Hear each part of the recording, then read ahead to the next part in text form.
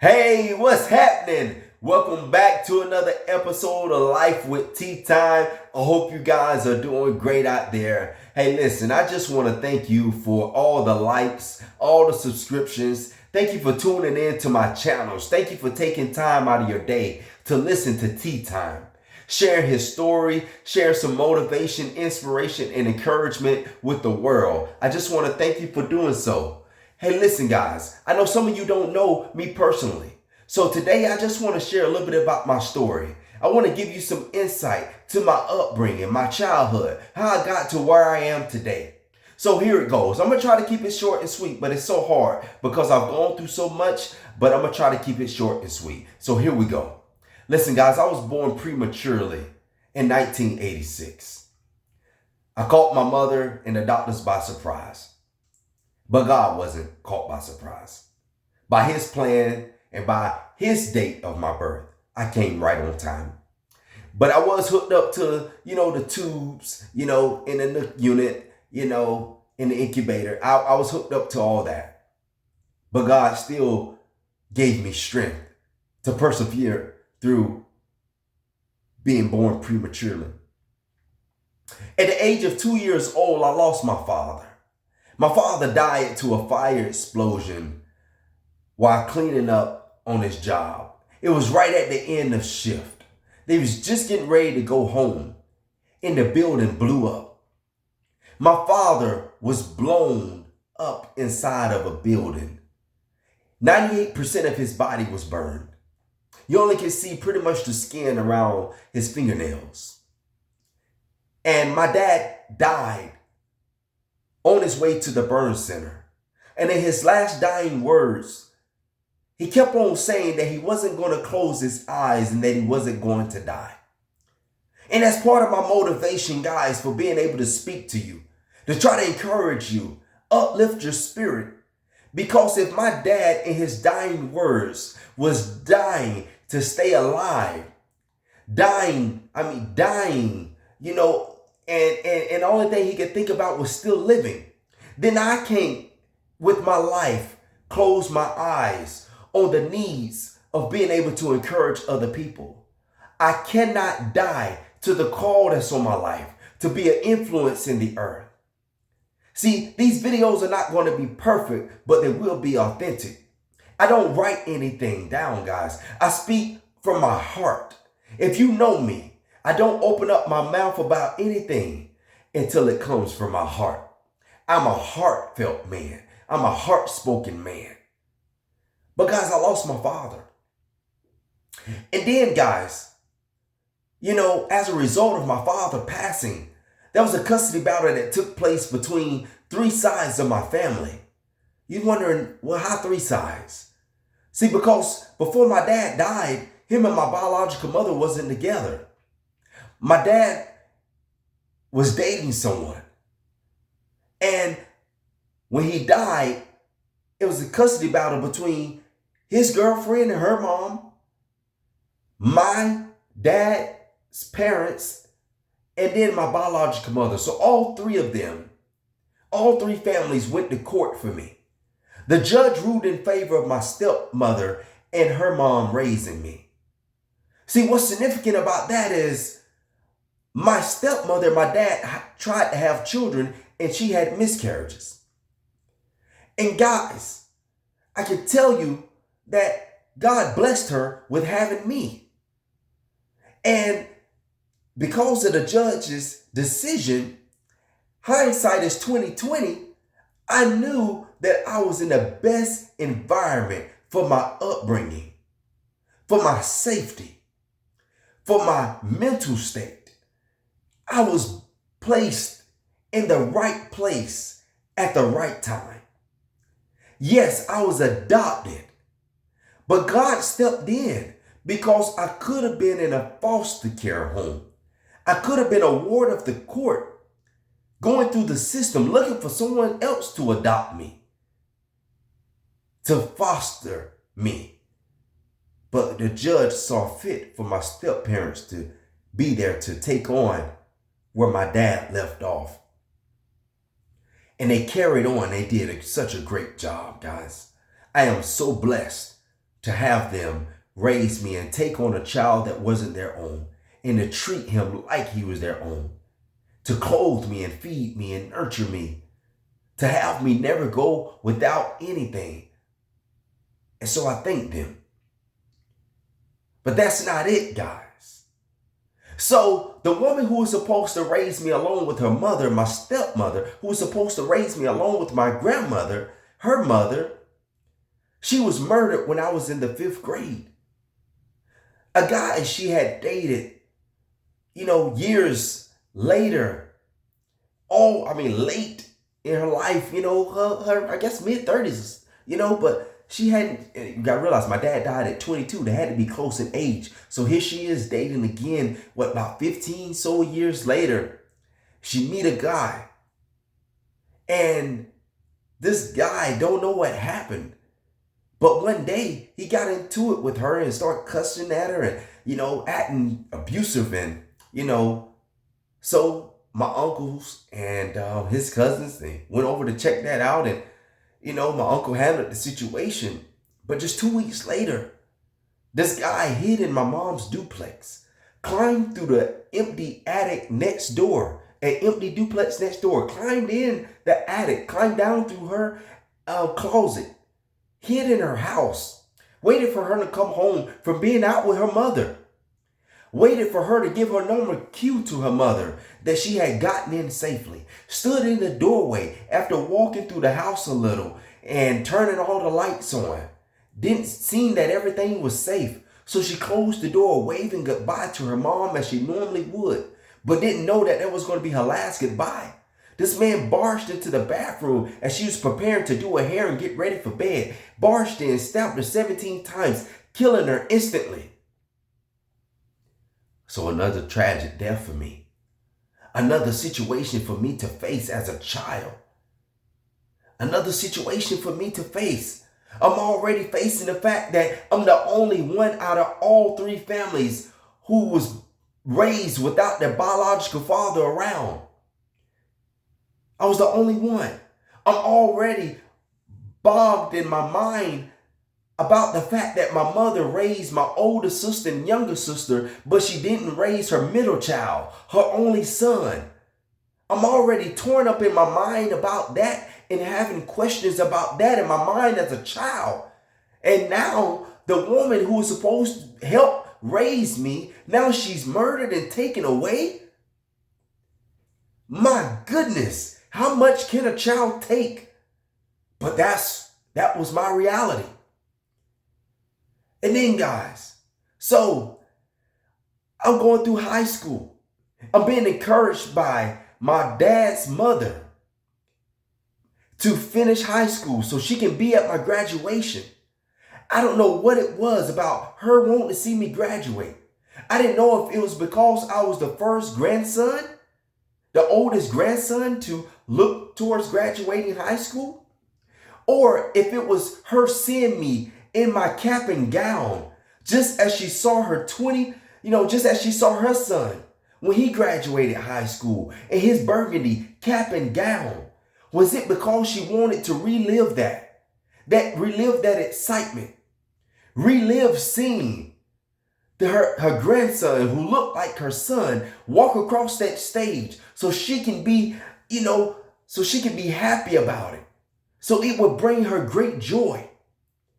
I don't know why she wanted that, but she wanted it.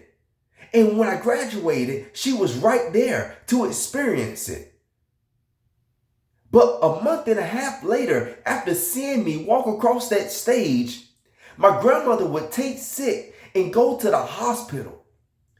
And I remember I graduated, May? And I think she died in July 5th of that year. 2004. I remember on July 4th, I went up there to the hospital to see her, and it seemed like she was doing good. When we laughed, we joked, we cut a pure fool up in that hospital. We talked about, how we wanted, the family to continue to get better, to continue to grow and be close. We talked about all of that. It looked promising that she was coming home. But the next day, I went to the hospital to take my aunt and uncle to see her, and they went up there to see her, and I chose not to go see her. But that day, the next day, she died. My grandmother died, guys. After 2 hours of dropping them off, within 2, 3 hours later, I got back home and I was pulling in the driveway, and her sister rode past the house. She stopped as I was getting out to go in. She said, "Terrence, you got to get up there to the hospital because your grandmother has taken a turn for the worse." And so I jumped in the car and ran up to the hospital, got to the hospital. Everybody else is in the waiting room, my family crying. And so I began to pray with them. I began to console them, praying and hoping that my grandmother would be okay. And as we were able to go back there and see her, she wasn't even breathing on her own. The machine was breathing for her. So she pretty much was gone then. But she died of sickness in her body. Fluid had overtaken her leg. Her leg, which was supposed to be like chicken legs, was the same size as her thighs. Man, so here we go again. Another death in my life. So then I go off to college. So my step-grandmother, who continued to raise me after her daughter died, who continued to raise me after losing my dad, who continued to raise me, on her own, in her household. She suffered cancer, colon cancer. While I was in college, trying to make something of myself, being the first one to go off to college in my family, on all 3 sides of my family, the first one to go. Nervous as crap on going, but I took the step of faith and I tried it. And while I was there, my grandmother was battling cancer. And I remember still trying to care for her, working part-time, sending money home, trying to get home to see her when I can, but still trying to finish school while my grandmother was going through treatment. And I thank God she made it through. And she had someone there helping her to get through that. My grandma had a little boo thing taking care of her, going through radiation treatment with her. And he took care of her.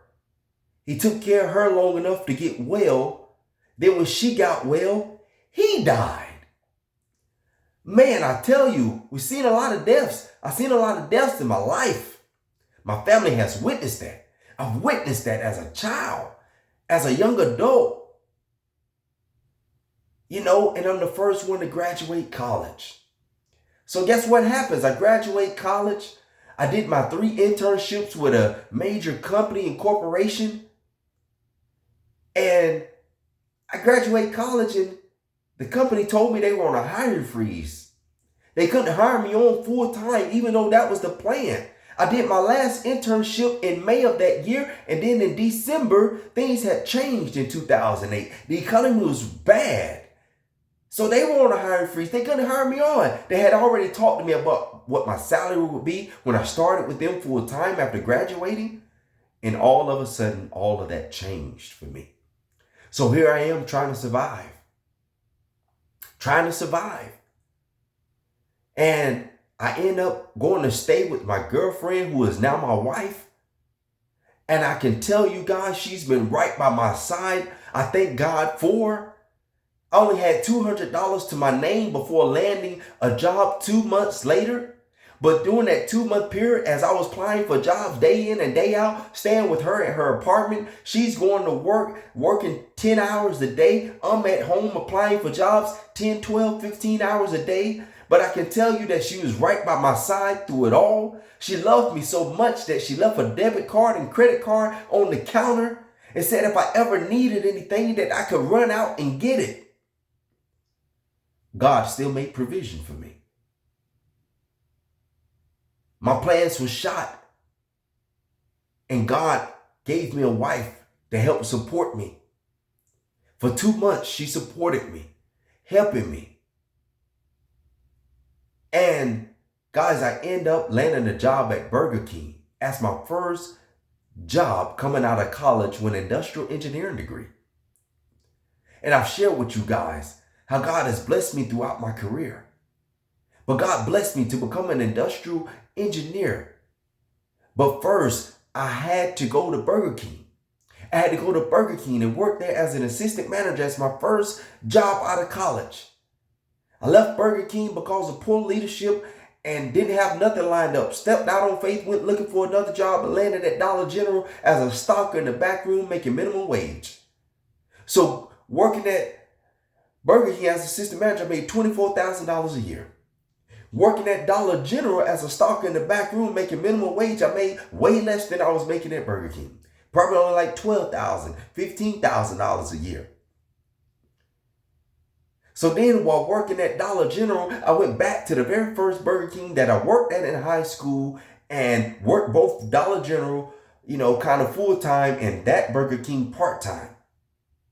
And then I picked up a job tried to do life insurance with Primerica. Didn't know anything about it, but I was trying. My grandmother called me one day, said there's an ad in the paper for BMW. Long story short, went to BMW, working on the assembly line with that industrial engineering degree in my back pocket. Still hoping and praying that God would open up a door for me.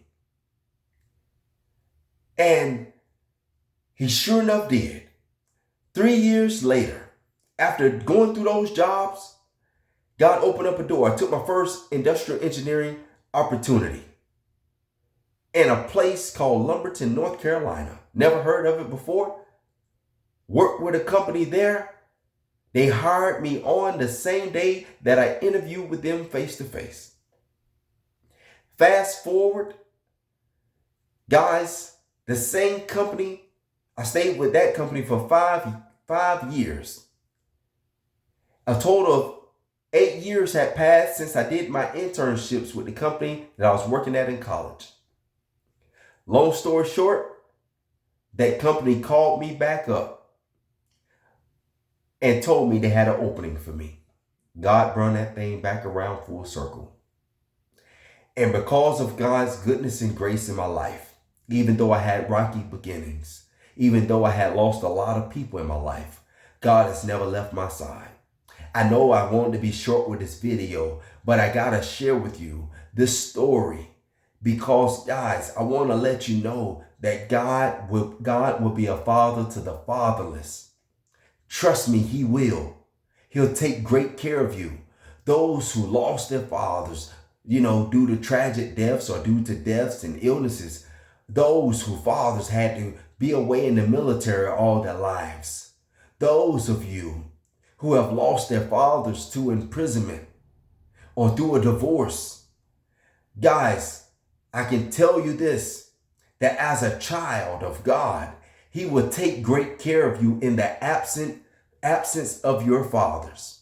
He has been a father to me. After all of that, God has blessed me. I have never went lacking for anything. I have never had to call someone and borrow any money from them. Guys, God has been with me, teaching me the things I'm trying to teach you guys about, managing your money, finances, relationships, sticking it through the tough times. Guys, I'm telling you, God has been with me, and I'm so blessed and honored. I can go on and on and on, guys, but I just wanted to share with you my story so you can see where I come from. You can see what upbringing I had. I gave my life to Christ at the age of 13. And even before then, God has been with me. As you can see, guys, I dealt with a lot of my life, but I still persevered. God's strength and love has been with me, has overwhelmed me. And I just want to share with you guys some of the things I've learned throughout my journey, some of the things I'm still learning today. I want to share His word. I want to share my personal testimony because, guys, anything I say, I'm not just saying it just to be saying it because all the other motivational speakers and inspirational speakers and pastors and teachers are saying it. I'm saying it because it's something that I lived. I'm saying it's because I truly believe in God. I'm saying it because, guys, this is my life story. It's real. Nothing puffed up, phony about it. So I'm going to be transparent with you. I'm going to tell it just like it is. I'm going to put myself out here. I'm going to crucify myself sometimes. I'm going to tell you some stuff that I was ashamed of at one point.